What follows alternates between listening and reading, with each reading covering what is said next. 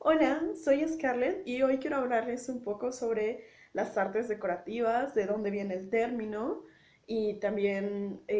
por qué yo creo que hoy existen. El término nace, digamos, en el Renacimiento con la separación de bellas artes y artes manuales o artes mecánicas,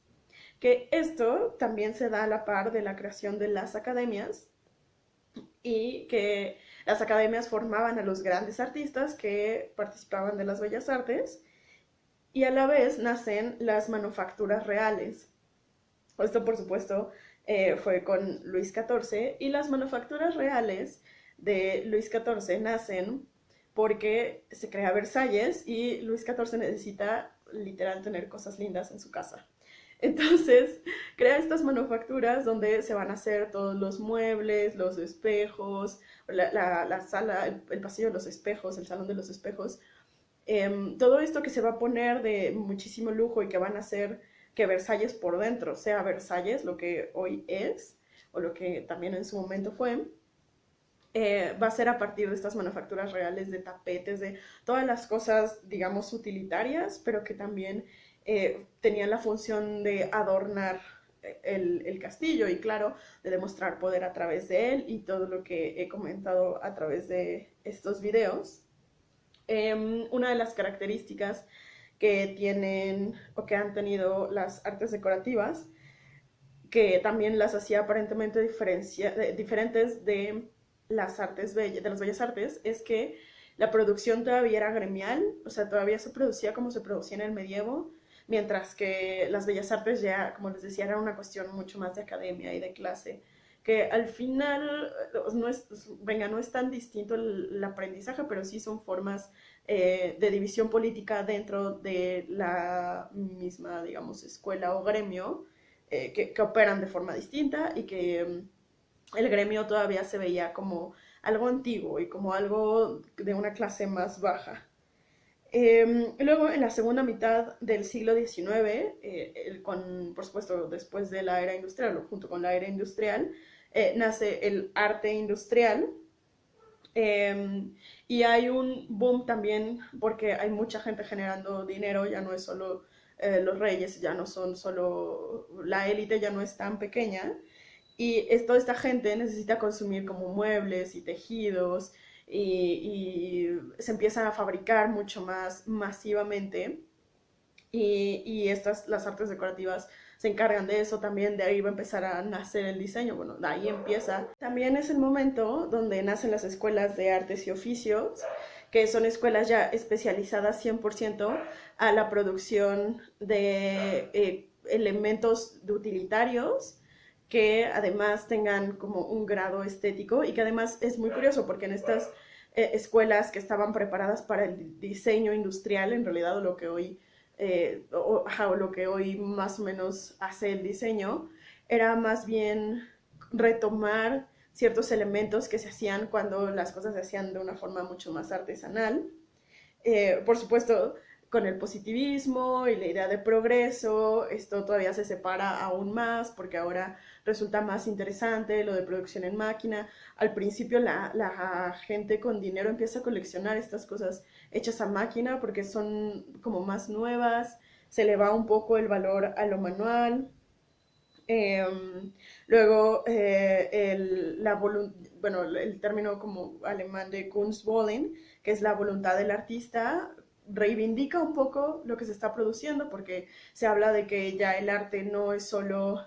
aquello que está hecho con ciertas técnicas, sino que tiene la intención de ser arte. Estoy reduciendo esto muchísimo, pero digamos que por ahí va.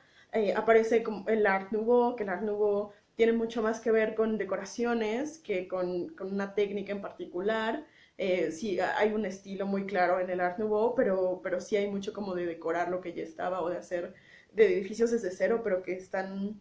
enfocados mucho como en los pequeños detalles y en las decoraciones. Y luego, por supuesto, llega la Bauhaus. Y en la Bauhaus explota la idea de diseño industrial y la Bauhaus lo que hace es vamos a hacer objetos que sean estéticos, pero que también sean muy fáciles de producir para poderlos producir en masa y venderlos y que la gente tenga en sus casas estos objetos con un goce estético y con un valor utilitario. Y eso va a evolucionar, estoy resumiendo muchísimo esta historia. Em, Eso va a evolucionar también en buscar formas, ya no por un goce estético por sí mismo, sino para seducir al comprador. Y bueno, eso va a detonar en la mercadotecnia y en todo lo que hoy conocemos y el capitalismo y comprar cositas que nos dejan a las manos cerca porque nos encantan. Pero lo que a mí me resulta muy interesante de las artes decorativas es que justo nacen y se enfocan en objetos de uso cotidiano, ¿no? Las artes decorativas nunca se pensaron para tenerse guardadas. Bueno, claro que en el siglo XIX empieza a haber museos de tapices y museos de objetos y está el Victoria and Albert Museum, que justo es un museo de artes decorativas. Hoy podemos en México visitar el Franz Mayer, que es un museo de artes decorativas, de objetos de artes decorativas novohispanas. Pero todo esto siempre parte de una necesidad de tener algo en casa que es bello, algo de uso cotidiano que es bello. Y respecto a esto, Gideon Silfried tiene un libro bellísimo que se llama La mecanización toma el mando. Y él habla de que en cuanto empieza en la producción industrial hay cierta decadencia en la humanidad porque deja de producir con nuestras manos y producir masivamente a partir de un objeto que ya no con el que ya no nos relacionamos directamente. Y él habla que la belleza, así como el amor, son una necesidad humana y que de esta necesidad de belleza es que parten todos estos objetos en un principio, como, hey, sí, tengo un plato que me sirve para comer todos los días, pero descubrí que si hago cierta combinación de estos minerales que encuentro un azul y puedo pintar, no sé, como en la mayólica italiana y puedo empezar a pintar las flores que tengo a mi alrededor, las plantas que tengo a mi alrededor y luego descubro un verde y entonces empiezo a hacer otros diseños o luego me empiezo a intentar retratar yo, ¿no? Que esto va a avanzar muchísimo y que luego con el descubrimiento de la porcelana o de las técnicas que imitaban a la porcelana, era como, bueno, de China traemos estos objetos que son preciosos, como, no sé, como los juegos de té, y a mí me gusta llegar y ofrecer a mis visitas té, pero además hay una experiencia detrás de esta taza, ¿no? Que no solo es una taza que cumple la función de darme algo de beber, sino que expresa parte de mi contexto, ¿no? Por ejemplo, en el caso de la porcelana china, pues expresaba mi posición económica, que yo era capaz de comprar cosas de estas expediciones, pero luego también significaron otras cosas como la porcelana Medici, que en realidad no era una porcelana, pero era una técnica que similaba, que sí que era muy parecida a la porcelana y que en esta intención de encontrar el secreto de la porcelana también se volvió muy fuerte poder decir yo construyo algo similar y empezó a ser o siempre fue una forma de expresión de las personas, ¿no? Y más allá de crear una taza que pudiera contener el té, empezaron a girar muchas más cosas alrededor de ese objeto y pueden ser como tenedores o cucharas o nuestros vasos o nuestros cepillos o nuestros espejos y cómo vamos retomando ideas y cosas que nos suceden en la vida y las terminamos expresando en estos objetos, ¿no? A lo mejor ya no nosotras produciéndolos, pero sí al momento de escoger, pues escogemos ciertos objetos y no otros, y todo eso es por un bagaje estético del cual no necesariamente somos conscientes, pero compramos algo porque nos parece bello, ¿no? Vamos y decimos, ok, no sé, me voy a mudar de casa y necesito un ropero y no escogemos cualquier ropero porque es muy útil, o a lo mejor sí, pero esta utilidad no necesariamente es como lo que sea más efectivo, sino me resulta más fácil a mí, ¿no? Por ejemplo, a mí me chocan los cajones y prefiero los roperos que son como solo las estructuras y eso para mí me resulta más útil. Y para otra persona puede decir como no, así, no sé, se ensucia mucho la ropa, me resultan más útiles los cajones y todos estos objetos van hablando de nosotros y los buscamos porque hay algo de nosotros en ellos y entonces yo no sé si Gideon Siegfried se refería a la belleza como a la búsqueda de belleza como pensando en una belleza renacentista o pensando en que se vea bonita mi casa, que claro que hay algo de eso, pero también hay algo de buscar algo de mí en estos objetos, de dotarles de valores que en realidad no tienen, que son simples objetos y que es nuestra necesidad humana encontrarnos en ellos y que por eso nace el arte decorativo para reflejarnos también en todo lo que tocamos y en todo lo que tenemos a nuestro alrededor. ¿No? Habla de que los productos manuales o artesanales satisfacen no solo una necesidad utilitaria, sino una necesidad emocional. Y entonces, claro, todos tenemos, ¿no? Por ejemplo, todos los mexicanos tenemos en nuestra casa un plato de lámfora, ¿no? Y a lo mejor probablemente sea el de florecitas azules alrededor, porque esos platos los he visto en todos lados.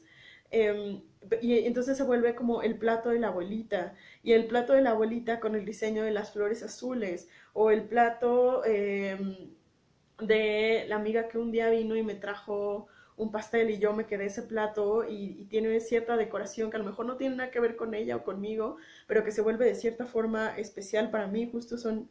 objetos que van más allá de la utilidad, que este arte decorativo es eso, es que hay una necesidad de nosotros de convertir el mundo en algo más de cumplir una función utilitaria, material con nosotros, sino de llenarnos desde otra forma. Y justo por eso es que Gideon Siegfried decía que inicia una decadencia con los procesos industriales, porque él sentía que eso se iba a ir perdiendo poco a poco, porque los objetos iban a ser como cada vez más hacia lo útil y menos hacia lo emocional. Yo creo que hoy en día eso es bastante debatible. Sí creo que la producción manual genera otro tipo de conexiones y otro tipo de simbolismos, pero también creo que esos simbolismos, pues al final nosotros los depositamos en mil cosas y que no necesariamente tienen que ver con sus procesos de producción, sino con nuestras necesidades, y en eso es en lo que yo coincido y por lo que me parecía interesante hablar de las artes decorativas, porque sí creo que tenemos una necesidad de hacer nuestro mundo un poco más bello y voltear a ver cosas que nos gusten. Y creo que, no sé, cuando tenemos, no sé, nuestro cuarto, nuestro espacio, siempre lo queremos como apropiarnos de él y entonces pienso, por ejemplo, en cuando vas en la secundaria y tienes que llevar un uniforme y entonces cambias una calceta, ¿no? O te pones calcetas de colores o empiezas a usar pulseras o entonces tu cabello se vuelve la cosa que te diferencia, pero también como una forma de expresar que estás tú en el mundo. Y creo que las artes decorativas, aunque no tienen todo este aura de las bellas artes, son una forma de decir estoy yo aquí en el mundo y quiero hacerme presente y quiero que me vean y quiero lucirme y quiero ver esa belleza que siento en mí también en el resto del mundo y entonces, no sé, voy a pegar mi póster de Chayanne en el cuarto.